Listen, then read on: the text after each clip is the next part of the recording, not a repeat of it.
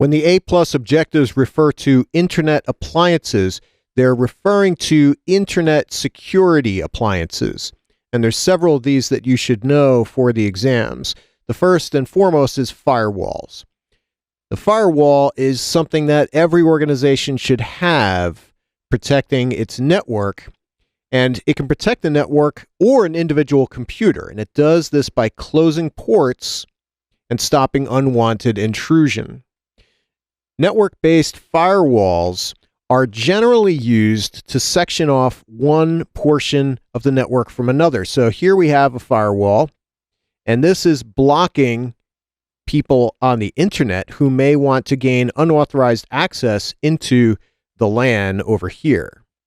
So this firewall is going to protect these computers.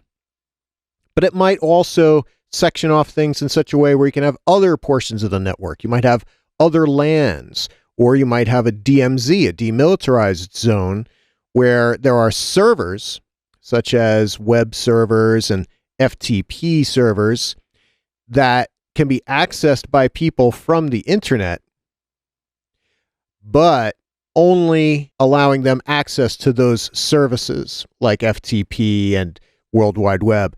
But the firewall will not allow access to these guys. So a firewall might have the ability to just protect from people on the internet, or it might have multiple connections where you could have a connection to the internet, a connection to the DMZ, a connection to a LAN, and maybe another LAN over here, in fact. A separate LAN altogether, separate connectivity for all of those. So the firewall is very important, extremely important in network security. It's the primary line of defense. And so a firewall could run on an individual computer. You know, you might have a firewall running here as software, but you really should have a firewall on the entire network. And that's going to be this guy here. That guy is going to protect the entire network from intrusion from the internet. Next is IDS and IPS. And these are systems that either detect or prevent unauthorized access. Intrusion detection systems can determine whether an unauthorized person has attempted to access the network and then alert the system's administrator of its findings. Intrusion prevention systems will not only detect unauthorized access, but attempt to prevent it, making the admin's job somewhat easier. And these could be set up as an additional device, say here, behind the firewall, or they could be set up as software on a server. There's a variety of ways to do this, but the idea is it goes past what a firewall could do. The firewall blocks ports, and it's blocking all the ports that are open inbound from the internet. It's going to close those. It's going to shield those. The IDS and the IPS will go to the next level. They'll inspect the packets and see if someone is actually trying to get in that should not be getting in. So a little bit more advanced and more processing required with those, and some more expense. Generally, you install an IPS or an IDS as a network device, a box that's installed here. But it could be installed on a host computer as well, perhaps on, say, a server. You might have an FTP server, and you want to monitor that guy as far as who is gaining access to it. And so you might install an IDS or IPS solution for this server in software, and that would be known as a HIDS or a HIPS, host-based intrusion detection or host-based intrusion prevention. And you can install that on the server. But generally, it's the network that you want to protect. You're looking at the whole network here that you want to protect, all the computers. And so that's going to be a NIDS, Network Intrusion Detection, or NIPS. That's what this guy's going to be. Network Intrusion Detection or Network Intrusion Prevention. And install that right behind the firewall on your side of the firewall, with basically within the LAN, but right next to the firewall. And there's a variety of ways to do that installation. There's other ways to do it. That's not the only possibility, but that's going to be common. So that's a little bit about IDS and IPS. Now, there's other security options. You might have a small network and you might have a 4-port Soho router, which acts as a firewall, and it acts as a NAT device, and it acts as a DHCP server, and it acts as all these things. So if you have a smaller network, you might have something that kind of combines all this stuff, and it might even do some packet analysis. But for the larger networks, if you want to combine this stuff together, what you're going to be looking for is the UTM solution, and that's Unified Threat Management. A UTM gateway solution is a device that combines multiple security features of individual devices. It's the evolution of the firewall.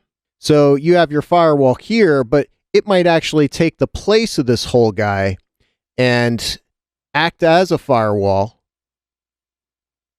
replacing him, but also incorporating features like antivirus, anti-spam, content filtering, and intrusion prevention that we mentioned before. So you can put all these things together and add things like data loss prevention. And it's kind of the next level of security. It's going to cost more money. It's going to require more administration. And so usually it'll be larger companies that'll use this type of solution, but there are small versions as well for smaller companies. The one drawback to the UTM is that it's a single point of failure. And so some organizations will install a second one, or they'll have the firewall and keep that firewall and then install the UTM adjacent to it.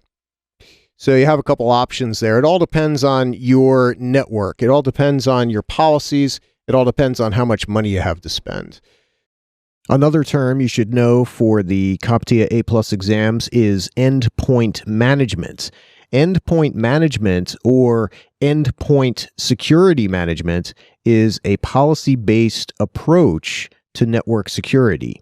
It requires endpoint devices, meaning PCs, laptops, and mobile devices, to meet particular criteria before they can be granted access to network resources.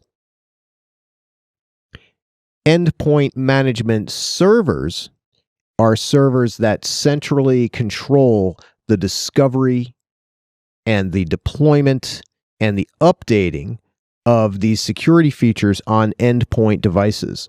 Companies such as Check Point and Sophos and QoS and BMC offer endpoint management solutions.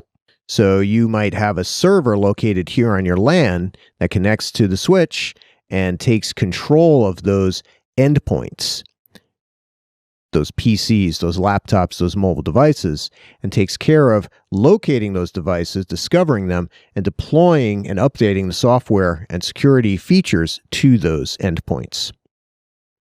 You should also know about endpoint protection platforms. These should be installed to all client computers, PCs, laptops, mobile devices, and so on, and should be updated across the board in a synchronous fashion. Examples of endpoint protection platforms are McAfee, Norton or Symantec, Kaspersky, and so on. These are generally all-in-one solutions that have antivirus, anti-spyware, personal firewalls, spam protection, and so on. They might simply be referred to as anti-malware suites and could be just a portion of your entire endpoint management implementation. So endpoint protection platforms and endpoint management can go hand in hand. When we start controlling the deployment of this type of security software and other security features from, say, a centralized administration location, such as a server here on the LAN, then we are most likely implementing the concept of endpoint security management.